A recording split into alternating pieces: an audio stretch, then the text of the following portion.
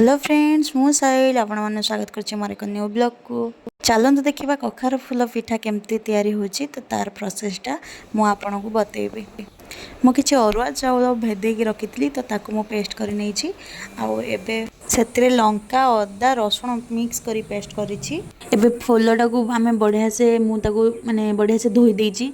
पूरा फ्रेश फूल होतला तो बाकी आपण माने जत फूलटा को आनकी आपण माने धोइबे देखिबे या भितरे छोट छोट पोक गुड़ा रही जाए।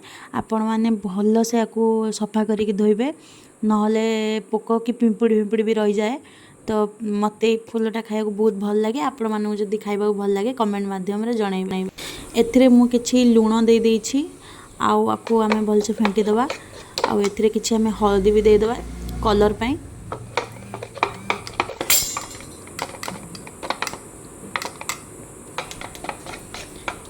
तो हलदी दे सारा पर या भल भाव मिक्स कर सारापर आम ए फूल दबा।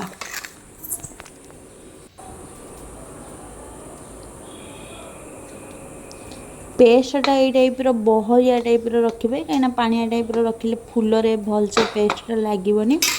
तावा बसई तावा कले एक्चुअली भल से अधिक फूलटा पकई पारे।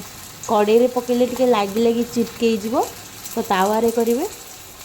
तो फूलटा को मुझे भल से पेस्ट लगे कि तावा गरम करके याद पकईली तो देखो मोर केते बढ़िया से हो जाइए। फूलटा पिठाटा केमती देखिपे बढ़िया से पिठाटा हो जाइए।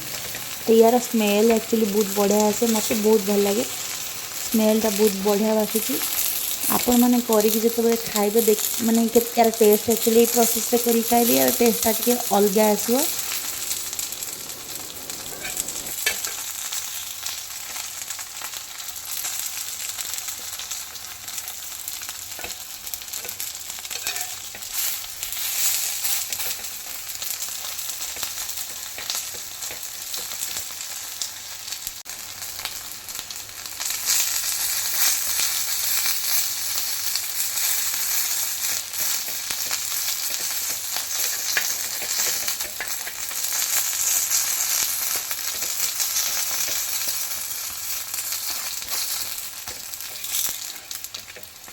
आपण मैंने देखुवे यहाँ पूरा हो आसला।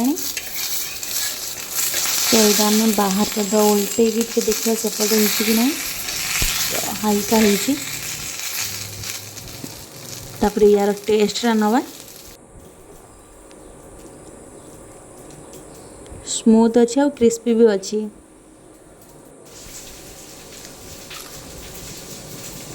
टेस्टा बहुत बढ़िया लगुच। सीरियसली मत ये फूल बहुत पसंद। आपण मानक मो वीडियो केमती लगिला कमेंट माध्यम रे कहंतु। आउ ए फूल तो मते बहुत पसंद आपण को पसंद कि नहीं कमेंट माध्यम से भी कहिबे।